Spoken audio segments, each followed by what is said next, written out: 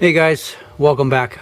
The Revell kit that we've been working on, the 70 Dodge Challenger, she's finally finished, boys and girls.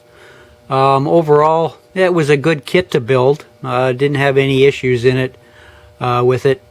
Didn't get the rear ride height as low as I wanted. And ran into that problem when, of course, when I glued the glass in and put the interior in place, that the glass, in my opinion, doesn't fit this model very good. That's the one thing I didn't care for about this kit. But anyway, the rear glass spaces the interior tub down lower, so my rear ride height is not as low as I want it, but again, it is what it is, and we'll just have to go with it. As I said, overall the kit was good to build, didn't have any fit issues at all with it. Everything went together pretty much like a dream. Got the front ride height where I want it, nice and low. Wish I could have got that back down further. Next time when I build a kit, usually when I build kits I don't test fit the glass in the interior and the body because I don't want to mar the glass up on the kit. So I test fit my interior tubs and body together without the glass, and I may have to get into the habit of test fitting it with the glass in place and maybe use some tape to hold it in place.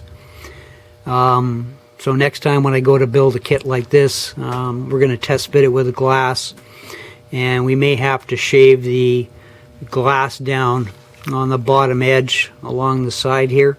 That seems to be where I'm having my interference problem, is along the side here.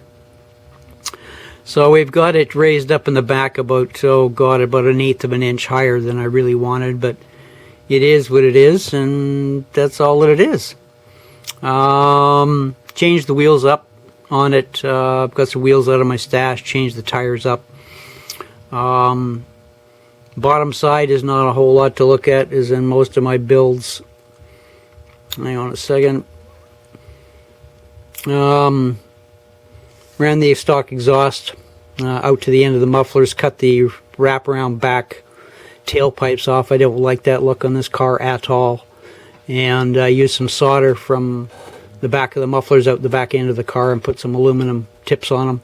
But the bottom is pretty plain looking, like most of my stuff. You don't see the bottom anyway, so it's all black. Used the stock suspension on it.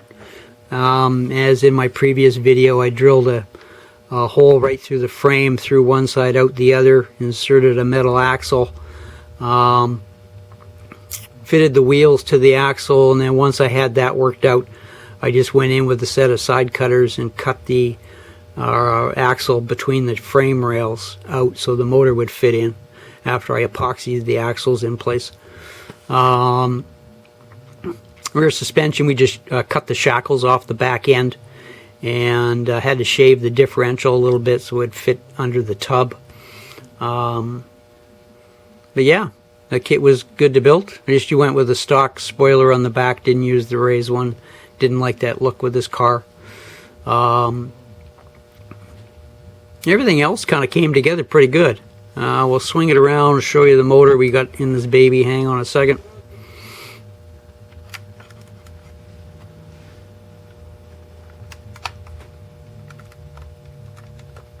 Come on, you can do it. There we go. Alright, let's adjust this camera. Hang on.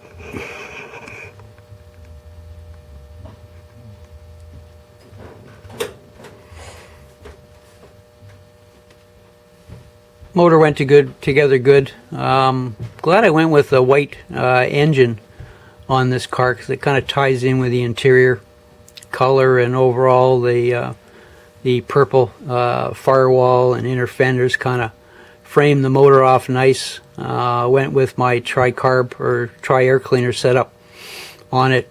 I just hated covering up all the detail in the motor with that stock air cleaner, so we ditched that, and I glued on my tri-power air cleaners. Alternators wired up to firewall. We got master cylinder, brake master cylinder installed. Brake lines run down from that. Upper and lower rat hoses are in place. I got hose clamps on there again. Ran our single pulley setup for alternator and crank and water pump. Pulleys we installed. Batteries wired up from starter. Heater hoses run back to the firewall. Got hose clamps on each end of those. Ran a little overflow line from the top of the rad over to the coolant recovery tank on it. And other than that, yeah, it turned out really good. Everything fit in there nice, and I'm happy the way it turned out. Hang on a sec.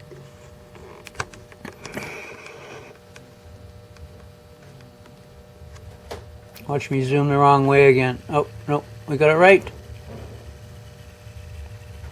Now, let's focus. There we go.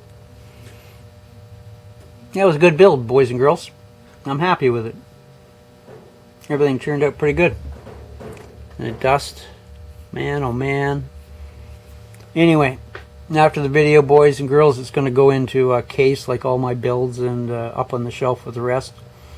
And as I say, overall it was a good kit to build. It's a Revell kit, 70 Dodge Challenger. I'd highly recommend the kit. It turned out really good. Go the right way. Atta boy.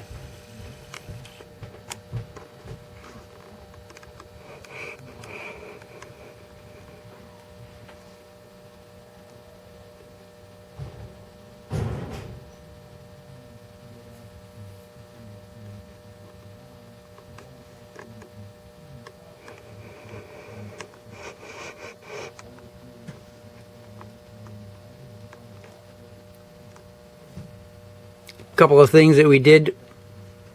Used a straight pin for an antenna on the rear. The rear tail lights, what I did was use some Tamiya clear red on the chrome section in the back here. Figured out where the backup light ended and painted the Tamiya clear red on there, and just a gloss white in the center section where the backup light section is. And when you get the kit, it just comes with a clear lens, so I just glued that clear lens in place, and actually looks pretty good, I think. I used aluminum tailpipe tips on the rear again. And with this size of aluminum tailpipe tips, if you pick up yourself some, hang on one second, where is it? There it is. The solder that fits, I think it's 3/32, don't quote me, I forget the diameter of the aluminum tubing, but if you pick up yourself some solder and go with a 0.094 inch diameter solder, it fits inside that aluminum tubing perfectly, and you don't get a lot of slop, and it's just loose enough that you can slide it before you glue it in place on the position that you want. And you guys will have to work out, guys that are into metric, what that conversion of 0.094 inches is. But anyway, that's the diameter of solder that I use with the aluminum tubing tailpipe tips. Other than that, yeah, it was a good kit to build. Hang on.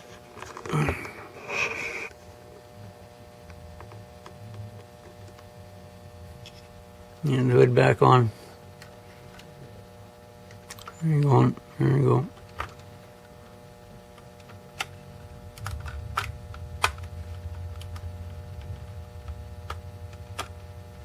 And the hood should be tight.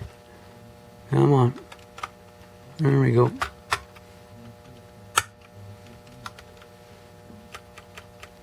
A little bit too tight at the back. Anyway. Front's nothing really crazy to look at. Just use a Molotov highlighter on the outline of the grill. Got the 6-pack decals on there. Did the lower signal lights, just use Molotov on those, let those dry, and then use some Tamiya orange clear, that Tamiya clear paint, acrylic paint, to set off the signal lights on the front. Same as the side. Excuse me. Chrome foiled the front and rear marker lights, and then just used the red on the back and yellow on the front of the Tamiya clear acrylic paint just to highlight those. Yeah, and that's about it, guys and gals. It was a good kit to build.